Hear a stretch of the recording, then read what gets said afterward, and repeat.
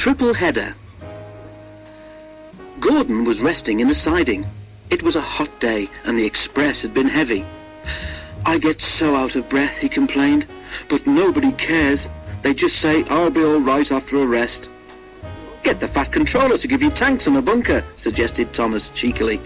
"You'll feel a new engine. We tank engines never get out of breath, you know." Perhaps it was lucky for Thomas that poor Gordon hadn't the energy to reply. The men worked hard on Gordon, but they couldn't make him better. "You need new tubes, Gordon," they said. "You'll have to go to the works to have them fitted." While Gordon was being mended, Henry pulled the express. But one morning, just before Gordon was due back, Henry was ill too. "We've no spare engine except Thomas," the inspector told the Fat Controller, "but he can't pull the train on his own." "Could Percy help?" asked the Fat Controller. The inspector shook his head. "The two of them with Duck might manage," he suggested. "It's only as far as the works. They're sure to have a spare engine there." So the three tank engines were coupled together, Thomas nearest the train, Duck in the middle, and Percy at the front. Then, slowly, they started. Come on, fussed Percy importantly. We're doing it, puffed Duck. Pull harder, rumbled Thomas to the others. The heavy train drew out of the platform. The engines couldn't go as fast as Gordon, but the passengers didn't mind. They knew that Percy, Thomas and Duck were doing their best.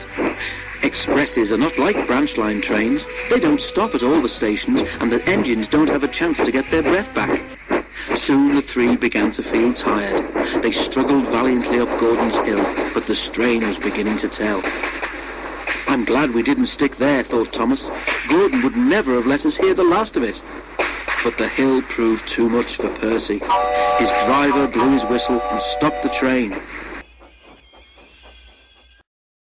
"We can't take you off, Percy," said Thomas's driver. "Do the best you can to keep your brakes off. It's not far now." This made things harder for the other two, but they struggled gamely on, twin columns of steam shooting high into the air. We're nearly there, puffed Thomas and Duck together as they summoned a last brave effort. Poor Percy had no steam left to say anything.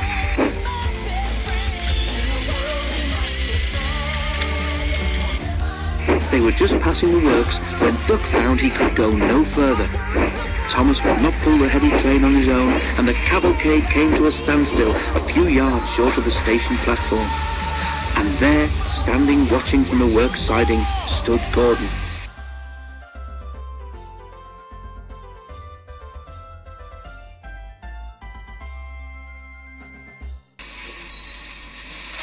The Fat Controller, who'd been on the train, told the three engines he was proud of them.